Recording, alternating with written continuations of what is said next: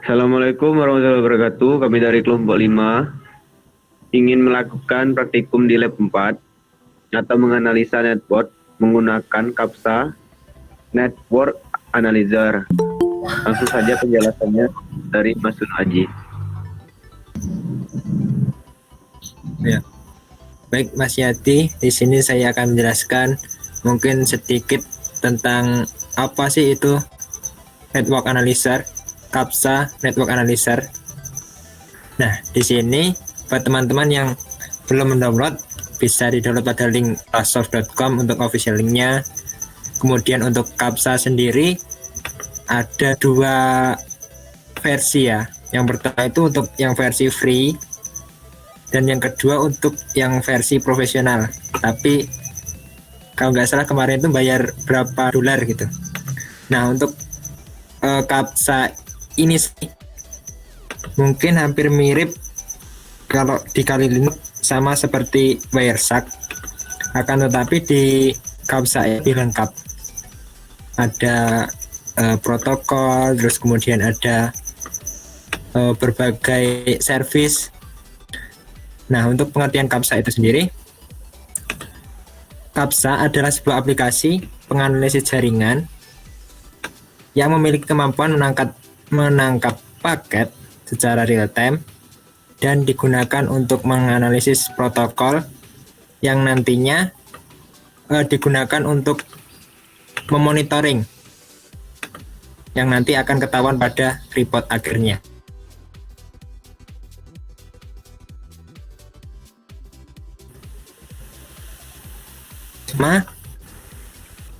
Apabila teman-teman belum ada aplikasinya, bisa mendownload, terus lakukan instalasi, dan kemudian buka aplikasinya.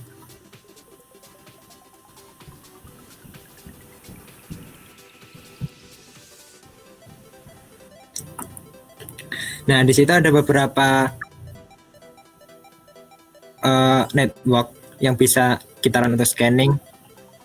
Ada local area, terus ada Ethernet 2, Ethernet 6, terus kemudian ada WiFi juga. Nah, di sini kalau untuk di modul sebenarnya menggunakan Ethernet, tapi di sini kami mencoba menggunakan WiFi, melakukan scanning pada WiFi, terus kemudian nanti kita akan melakukan monitoring terhadap apa saja nantinya yang akan muncul di situ.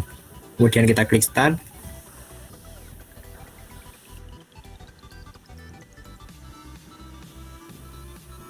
Ya.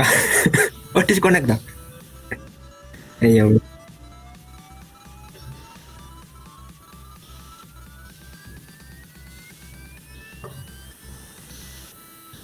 Nah, di situ kita tunggu beberapa waktu mungkin karena proses scanning sedang berjalan.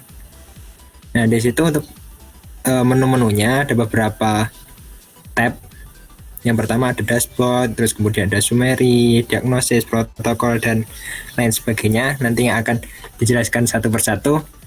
Untuk yang pertama, untuk yang bagian sebelah kiri.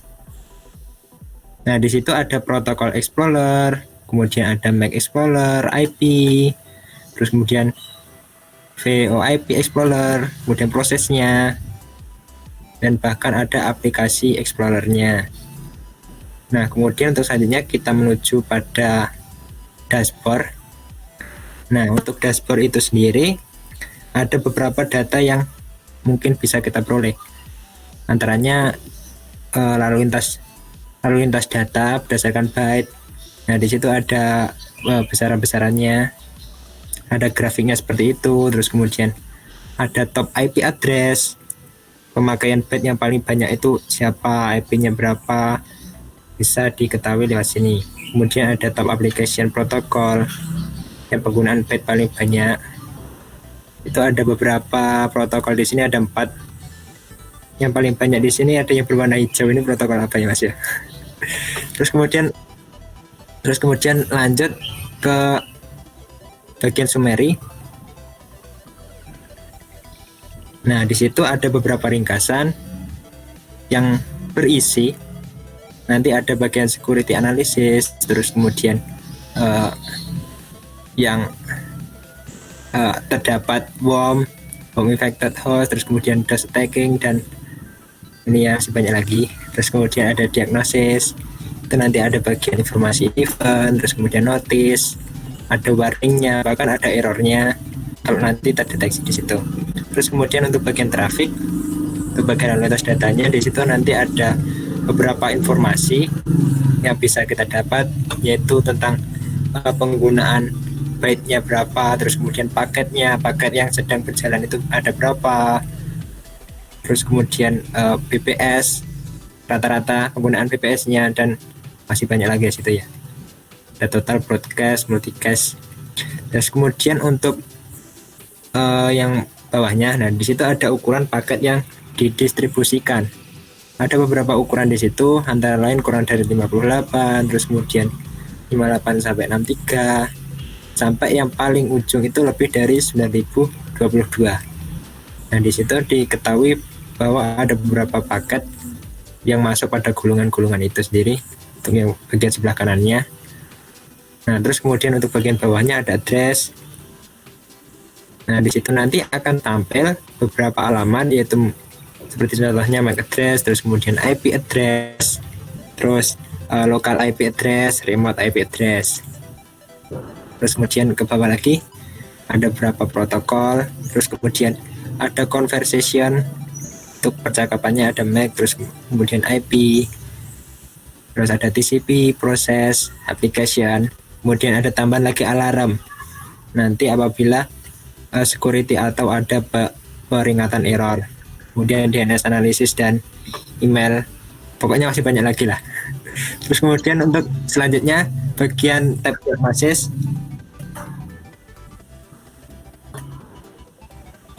Nah nanti di bagian tab diagnosis ada beberapa informasi yang bisa kita peroleh. Mungkin diantaranya di layar application. Nah di situ ada proses HTTP server return error.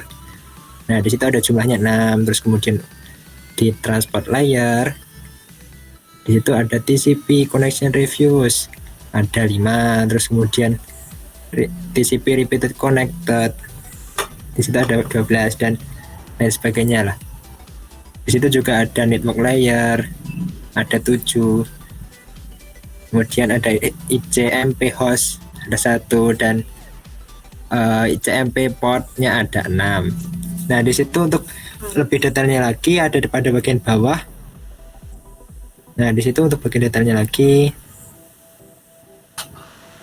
nah ada informasi tambahan yang kita peroleh, mungkin seperti apa ya, port asal, terus kemudian asalnya itu dari mana, tujuannya itu kemana, nah port tujuannya 443, dan masih banyak lagi ya. Untuk paket info di bawahnya sini juga ada banyak keterangan, ada nomornya, terus ada paket lengthnya, dan masih banyak lagi di situ.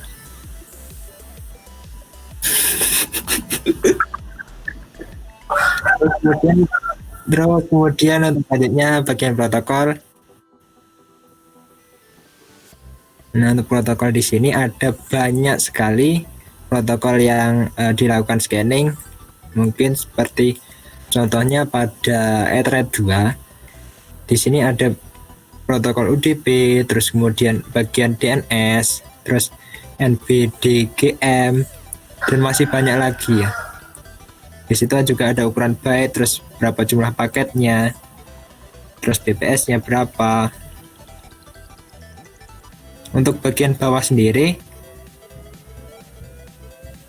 terdapat beberapa detail, mungkin yang masuk pada local segment itu apa saja, terus kemudian multicast-nya itu apa, terus paling bawah sendiri tadi apa ya, nah ada broadcast address-nya.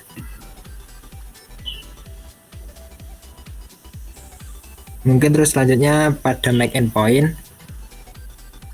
Nah di sini untuk endpoint itu sendiri adalah perangkat yang terhubung atau paling akhir, atau mana ya, yang biasa disebut perangkat yang kita pakai lah, seperti mungkin HP ataupun laptop. Nah, di situ ada beberapa Mac yang tercantum. Nah, di situ ada MAC address-nya. Contohnya mungkin Xiaomi komunitas. Nah, di situ ada IP-nya, terus di bawah sini ada MAC-nya, ada node 1 dan node 2. Ini membuktikan bahwa kedua perangkat ini saling berkomunikasi. Yang node 1 sumbernya dari node 1, terus kemudian untuk destination-nya yaitu node kedua. Terus kemudian selanjutnya untuk IP endpoint, mungkin prinsipnya sama seperti MAC endpoint, cuma di sini menggunakan IP. Nah, di situ untuk bagian detail yang paling bawah, di situ ada node 1 kemudian node 2. Ini membuktikan bahwa node 1 itu sedang melakukan komunikasi terhadap node 2. Node 1 di sini bisa disebut sebagai source ataupun sumber, terus kemudian node 2 bisa disebut sebagai destination ataupun tujuan. Terus kemudian untuk selanjutnya mungkin bisa dijelaskan oleh Mas Danu. Monggo Mas Danu. Baik teman-teman, di sini saya Danu Zasmito. Saya akan melanjutkan presentasi yang dibawakan oleh Mas Yunus Aji Nugroho. Di sini tentang Mac Conversation yang di menu selanjutnya. Jadi Mac Conversation ini merupakan komunikasi yang dilakukan antara node 1 dan node 2, dan node tersebut diambil dari MAC address-nya. Jadi ini node 1 ini yaitu laptop ini, klien IP ini. Di sini terdapat beberapa informasi seperti three-way handshake-nya, lalu transaction-nya, terus koneksinya, lalu untuk paketnya yang dibawa juga nomornya, paket panjangnya, dan capture length-nya. Terus untuk selanjutnya ini data flow-nya juga terdapat informasi node 1 dengan IP 23.9184.115 menggunakan TCP port 80, dan node 2-nya IP 192.168.1.5 ini TCP port 15882. Ini pada bagian MAC address high precision ini dengan berkomunikasi dengan ZTE Corporation ini. Terus untuk yang selanjutnya kita bisa lihat di IP conversation juga. Pada IP conversation ini tidak jauh berbeda dengan MAC conversation. Di sini IP conversation ini memiliki node bisa berupa DNS maupun IP. Jadi seumpamanya contoh di sini node 1 dia ber-IP 74.125.250.101, dia berkomunikasi dengan node 2 yaitu laptop yang saya gunakan ini. Terus yang selanjutnya ya untuk DNS, contohnya di sini ada google.com yang berkomunikasi dengan laptop juga, terus playgoogle.com yang berkomunikasi dengan laptop. Di sini untuk melihat capture paketnya kita juga bisa melihatnya di sebelah paket detail. Di sini sama dengan yang sebelumnya juga, dia membawa paket apa saja. Di sini dia bakal tercapture protokolnya, size-nya, lalu ACK-nya juga, terus aplikasi yang digunakan yaitu berbasis web. Terus untuk yang selanjutnya pada TCP conversation, di sini lebih spesifik lagi yaitu port berapa yang digunakan, protokolnya apa yang digunakan. Jadi di sini seumpama node satunya kan laptop ini laptop nama device ataupun alamat IP yang berada di device. Dia bisa berkomunikasi dengan node yang memiliki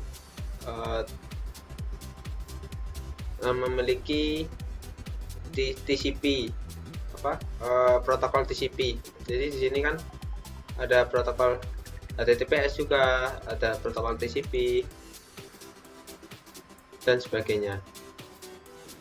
Terus untuk selanjutnya kita masuk ke UDP conversation. Jadi di UDP ini sama dengan TCP conversation. Jadi di sini memiliki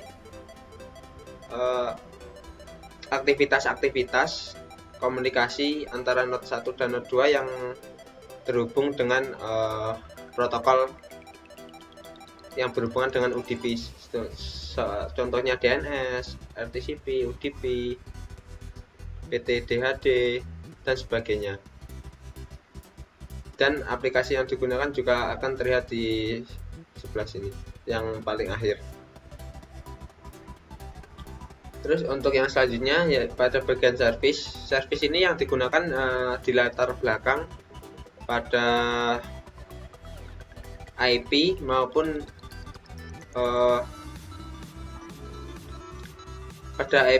device. Umpamanya di sini IP 192.168.1.1 dia menggunakan service yang berbasis pada proses SVC host ini menggunakan aplikasi DNS. Terus www Google ini menggunakan proses pada Google Chrome, dan aplikasi yang digunakan yaitu pada bagian web. Untuk selanjutnya pada bagian port, di sini terdapat informasi port apa saja yang sedang digunakan untuk berkomunikasi. Jadi di sini ada port HTTPS, ada port domain dengan port 53, untuk HTTPS tentunya 443. Lalu untuk HP from ini 5228, NetBIOS 137 dan sebagainya. Baik, lanjut selanjutnya yaitu proses ini berhubungan dengan yang sebelumnya yaitu pada service. Jadi proses ini yang membawa service sebelumnya yaitu pada bagian proses Chrome, dia memiliki paket sebanyak 267,463 dan batch-nya itu 154 MB. Untuk patch di sini kita juga bisa melihat paket size-nya, paket receive, paket yang dikirimkan, paket yang diterima, terus byte pada paketnya, berapa besar byte tersebut. Terus untuk patch-nya juga, patch ini tempat di mana tempat lokasi service tersebut. Terus di sini selanjutnya ada application. Pada application ini di sini terdapat beberapa, yaitu diantaranya ada web, ada BitTorrent, ada ARP, DNS, ICMP, dan NetBIOS. Tetapi di sini paling besar yaitu web. Di sini memiliki paket 2171, dan apa saja yang dibawa oleh paketnya itu ada di protokol yang digunakan pada aplikasi web ini, yang menggunakan protokol yang di bawah ini. Banyak sekali, ada TCP meliputi SSL, HTTP, HTTPS. Lalu di dalam HTTP terdapat respon, request, dan sebagainya.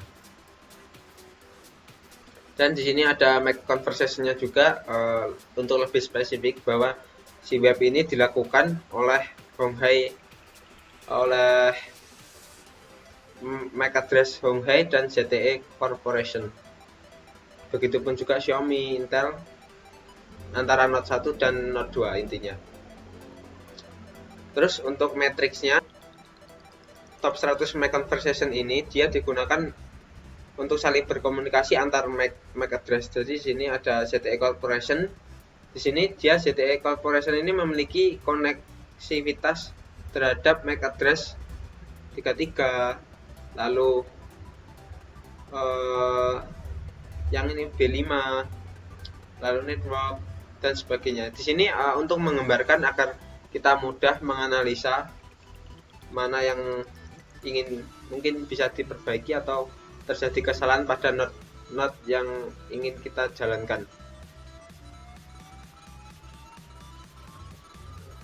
Lalu untuk lalu di sini juga ada IP node.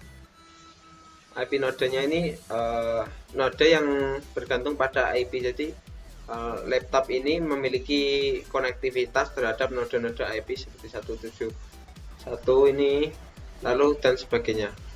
Agar pada bagian metrik ini untuk mempermudah, intinya untuk mempermudah kita untuk menganalisa jaringan yang sedang kita gunakan secara spesifik, baik bisa melalui IP, bisa melalui MAC node maupun MAC conversation.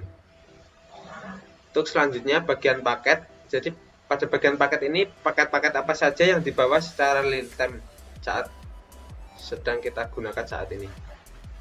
Di sini salah satu saya ambil contoh, mungkin di sini ada IP dengan 74.125.250 ini ke laptop yang saya gunakan. Jadi asalnya dari 74.125 ke laptop yang saya gunakan ini, dan source geolocation-nya atau lokasi secara geografis itu berada di Amerika. Apabila kita melihat decode view-nya, apabila kita ingin melihat paket yang dibawa, kita bisa melihat decode view paket decoding ini. Di sini terdapat numbernya, terus paket length, capture length, terus destination address-nya. Jadi destinasinya kan tujuannya kan tadi dari MAC address 80 ini atau bound high precision IND ini dari ZTE Corporation atau dengan MAC address 2458. Dan paket yang dibawa di sini berupa hexadesimal, untuk stringnya berada di sebelah kanan. Kita bisa menganalisanya dengan mudah apabila dengan menu paket ini. Lalu untuk logs-nya, jadi log ini seperti jejak yang digunakan, seperti jejak sebelumnya. Jadi seperti jejak kaki sebelum saat kita melakukan aktivitas. Jadi untuk jejak-jejak yang sebelumnya itu akan tercapture di dalam log. Di sini ada global log. Jadi sebelumnya kita pernah melakukan query dengan google.com, lalu membuka Instagram, membuka Google dan sebagainya. Di sini kita bisa menganalisa log-log aktivitas. Di sini kan global log, untuk DNS lognya juga ada. Di sini dari server IP 192.168.1.1 ini ke di sini menggunakan kesimpulannya atau summary-nya. Semuanya sini ada berbagai macam informasi di sini seperti Instagram maupun Facebook, HTTP yang informasi dari query yang telah kita kunjungi sebelumnya. Terus di sini ada email log, FTP log, HTTP log, SL log, dan masih banyak lagi. Untuk menu terakhir yaitu menu report, di sini terdapat untuk mempermudah kita menganalisanya, disediakan menu report yaitu untuk agar mudah melihat statistik maupun seperti traffic statistik. Di sini terdapat informasi totalnya, paket statistiknya, paket size-nya, terus broadcast statistiknya, dan masih banyak lagi. Lalu VoIP ini ada port per session, ada top traffic. Di sini kita bisa menganalisa mana yang paling banyak memberikan traffic yang cukup besar. Di sini ada Home High Precision tadi dan ZTE Corporation yang mendominasi di dalam adapter WiFi yang kita gunakan tadi. Lalu ada menu port. Ini ada port traffic. Terus ada TCP, ada top UDP juga. dan sebagainya. Lalu untuk bagian paket ini, di sini kesimpulan dari paket-paket yang kita gunakan sebelumnya, ada paket statistik, ada paket distribution statistik, dan sebagainya. Apabila kita telah selesai menganalisa ini, kita bisa menghentikan proses pada adapternya, proses scanning. Pada bagian sini kita lakukan stop, maka kita sudah selesai melakukan analisa pada CAPSA ini. Sekian presentasi yang dapat kami dari kelompok 5 sampaikan. Wassalamualaikum warahmatullahi wabarakatuh.